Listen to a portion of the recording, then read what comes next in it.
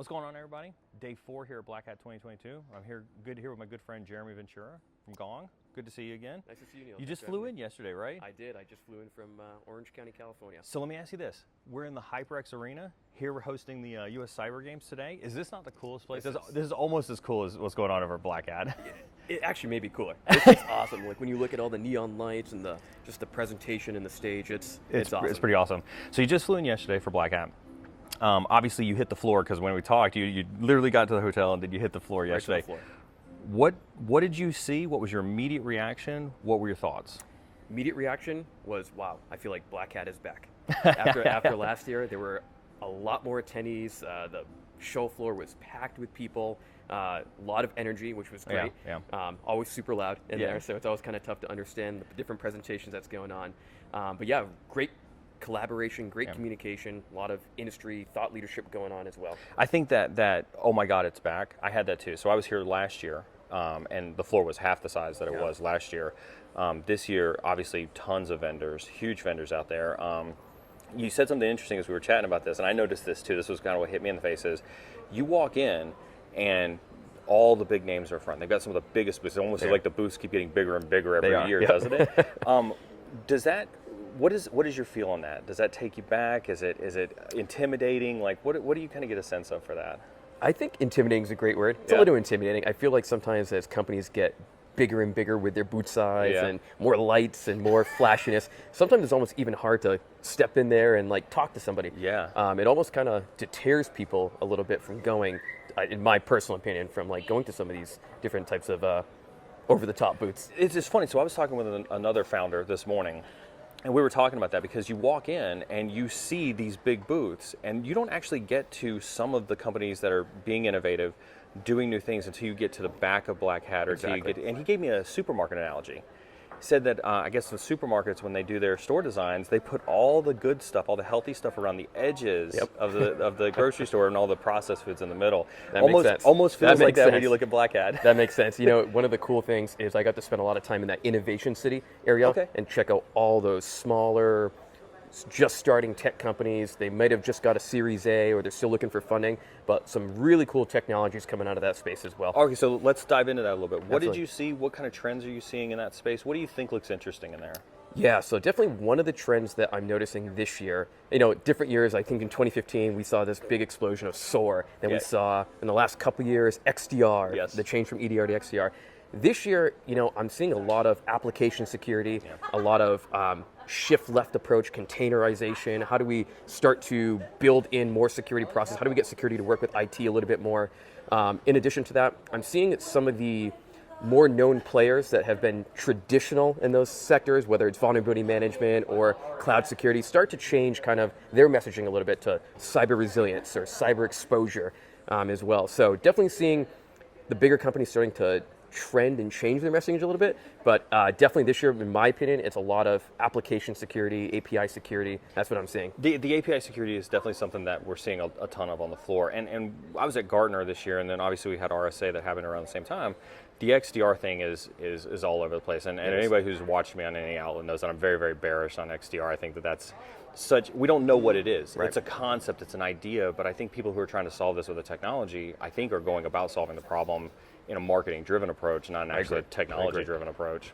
Yeah. So was there any, when you look at those smaller companies, when you look at those trends that you're seeing, if you were back in the CISO role, if you were advising a CISO, and you had to say, well, you could only pick one of those three, what do you think is the driver for the most important security innovation that folks should be looking at right now?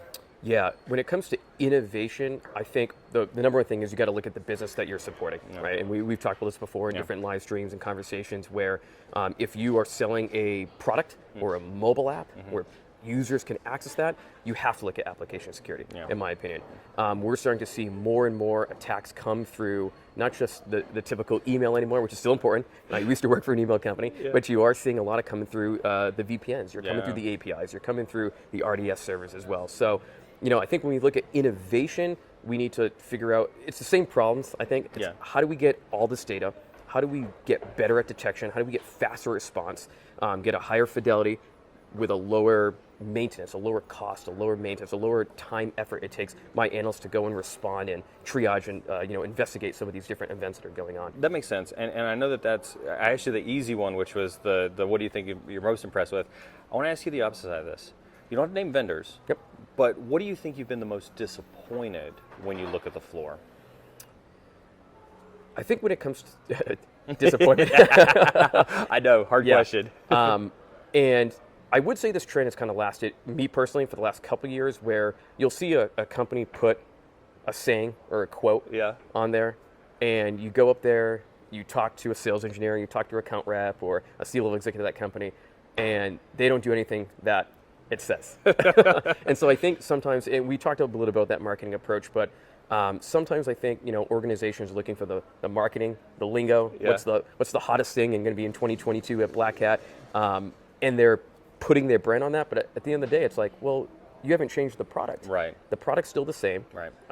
You might have made a little upgrade here or there, but you're changing your messaging and trying to go into or create a new category, which I can't argue that. I think creating new categories there's an opportunity for that, but it's got to make sense. Yeah. And I think sometimes, once again, organizations are throwing a marketing lingo, a marketing term on it, but at the end of the day, the product hasn't changed. So it's funny you mentioned that too, because as I was talking to some folks this morning about it, they said that's kind of the problem when you look at those big vendors at the beginning of Black Hat.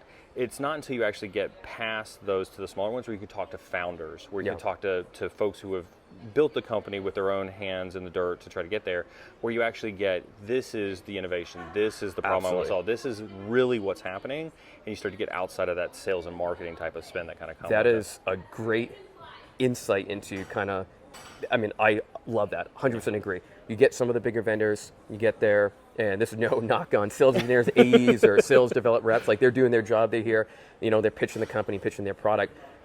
You're 100% right. You start to go in that back layer, or the more innovation city, or even some of the smaller vendors don't have the more grand scale boots and marketing money, and you have the CTO, the co-founders, the CEO, you have the CLOs wanting to pitch the product. They're understanding kind of the challenges and the problem they wanted to solve when they built the company. Exactly, and they're there to demonstrate that and actually articulate that, which I think is huge. Wholeheartedly agree. So last thing, and then we'll let you go and get you back to today. What are you looking for today? What are you going to try to solve today? What are you going to do? Yeah, there's a couple things, and we talked about a trend. One of the other trends, and kind of it relates to what I'm looking for today, is we're seeing just in the industry in general, and we talked about this before, where organizations are sometimes struggling. They are struggling to hire and retain talent, especially when it comes to cybersecurity. And one of the areas I haven't really seen, and I'm going to be looking for it, is there anyone out there talking about whether it's talent acquisition, or do we create platforms, or is there something that can help solve that kind of gap? Yeah. So it's interesting, like not a training company. Right. The human aspect of the world that we live in the field. It's interesting, right? It's always technology. At the end of the day, technology is always only as good as the organization and the people behind that. That's awesome. And I'll tell you what, you be looking out on YouTube or on the Query channel for video coming out future, because I have a similar thing that I'm disappointed in. It'd be interesting to see if you come to the same conclusion that I did. Absolutely. Jeremy, thank you so very much. Enjoy your day out on Black Hat. Thank you, Neal. Appreciate it as always. Tune in next time.